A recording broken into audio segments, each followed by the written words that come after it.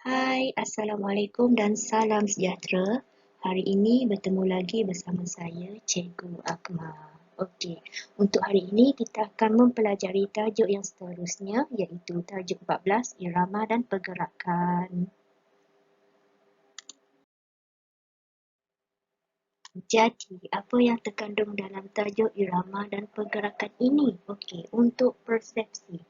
Pernahkah anda melihat pokok kelapa yang sedang bergoyang di tiup angin? Yang duduk kampung dan yang duduk tepi pantai mesti selalu nampak kan? Okey, pelepah daun kelapa akan melambai-lambai mengikut arah pergerakan angin.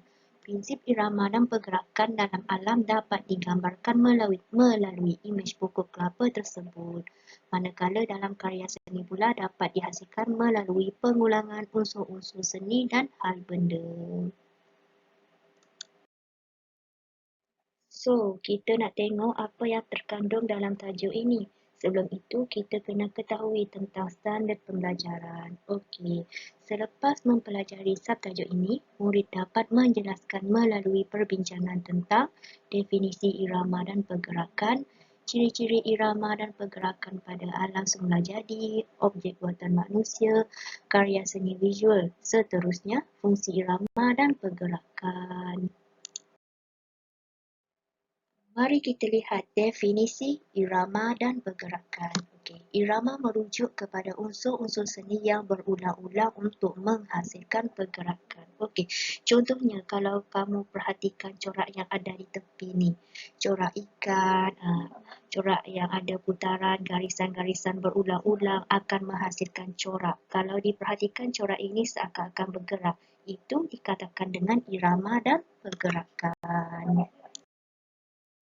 Seterusnya, mari kita lihat ciri-ciri irama dan pergerakan dalam alam semula jadi. Okey, yang pertama, pergerakan angsa di atas permukaan air menghasilkan garisan yang berulang. Okey, manakala pergerakan ubur-ubur pula yang kelihatan tersusun dan sekata. Okey, dekat sini kalau kita tengok angsa tu tadi bergerak berdua dalam air tu, kita dapat nampak garisan yang berulang-ulang, garisan putaran air tu. Putaran air angsa dua ekor tu dalam air tu. Okey, kalau kita tengok ubur-ubur ni pula, bila dia bergerak kelihatan tersusun dan sekata. Nampaklah pergerakan ubur-ubur dan angsa tersebut kan? Itu dikatakan irama dan pergerakan.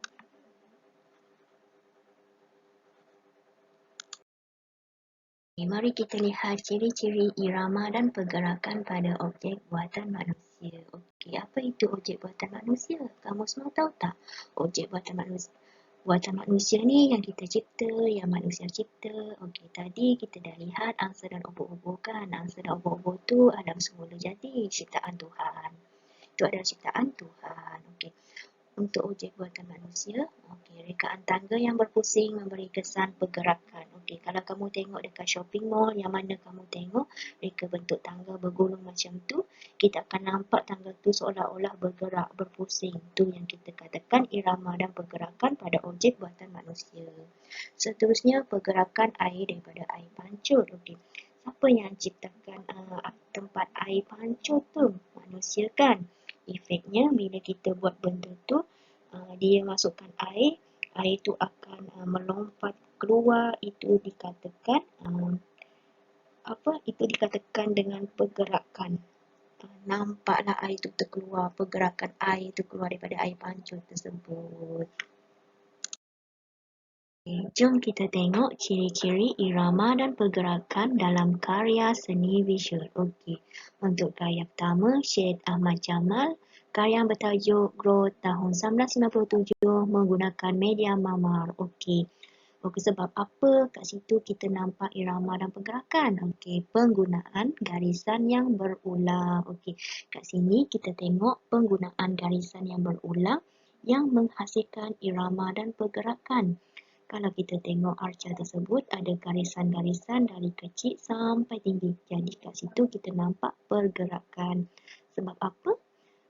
Sebab pergerakan pada ulangan garisan tersebut. Okey, untuk karya seterusnya, Yusuf Ghani, karya bertajuk Siri Tari tahun 1989 menggunakan media campuran atas kertas.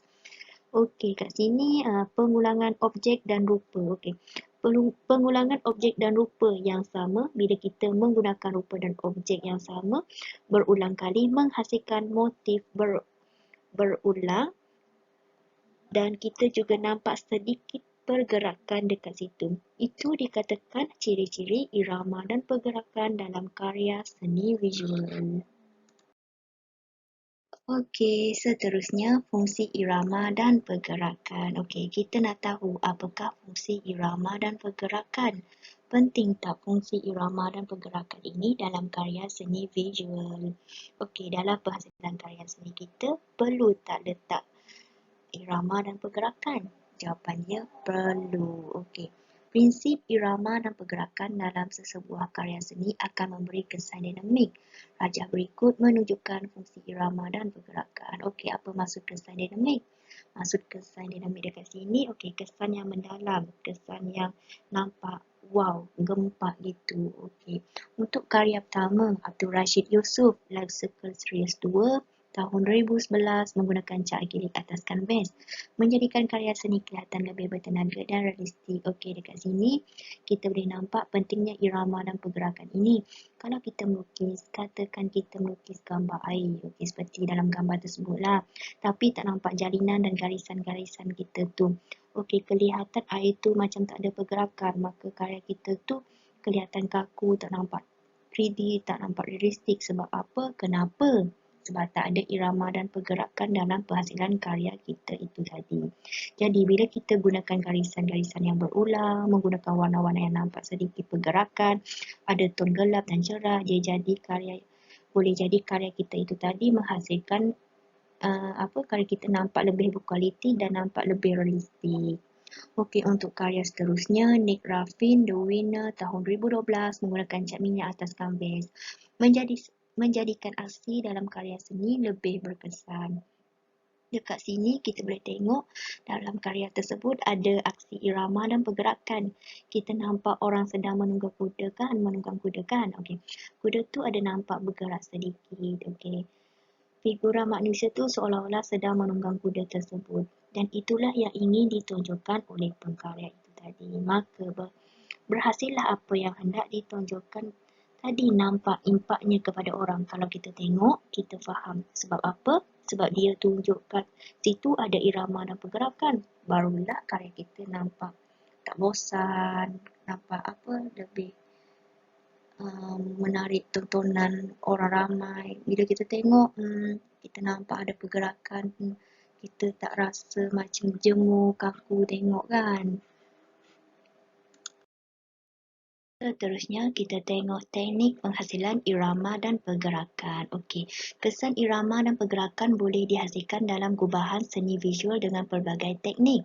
Teknik-teknik tersebut menggunakan unsur seni dan prinsip rekaan tertentu. Okey, untuk karya pertama, Taib bin Yub Meditation 1988 menggunakan akrilik atas kanvas. Okey, olahan garisan melengkung dan beralun yang berulang. Okey, banyak penggunaan garisan melengkung.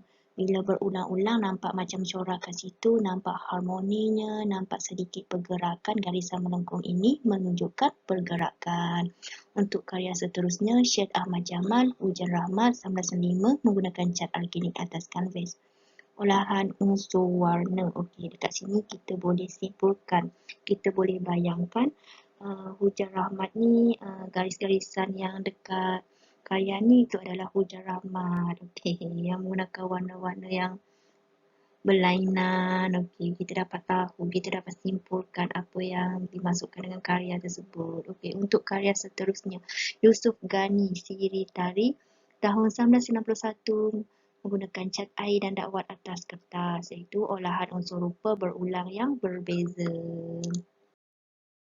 Seterusnya, teknik penghasilan irama dan pergerakan. Okey, olahan unsur jalinan, corak batik, ikat celur. Okey, yang ni kamu akan belajarlah tentang batik ni. Kalau kita tengok corak-corak yang ada pada ikat batik ikat celup ni ada jalinan-jalinan dia dari segi warna, bentuk, garisan dan sebagainya. Lepas tu nampak pergerakan ada bentuk melingkar atau garisan melingkar kat situ. Okey. Untuk kaya seterusnya, Raja Syariman, Raja Azidin persamaan membangun 1993 besi, iaitu olahan unsur bentuk. Dekat acar ni kita boleh tengok ada penggunaan irama dan pergerakan. Okey. Seterusnya Long Tin Shin Aquamarine Series Gilded Tigerfish 2001 menggunakan pastel atas kertas. Olahan unsur ruang antara objek. Dah habis dah. Cikgu nak kamu buka muka surat 146. Untuk yang tak ada buku teks, boleh tengok slide yang cikgu sediakan. Okey, itu sajalah kelas kita pagi ni. Seperti biasa, bila dah siap kerja kamu, hantarkan dalam grup Telegram untuk cikgu membuat penilaian dan pemakahan. Sekian, terima kasih.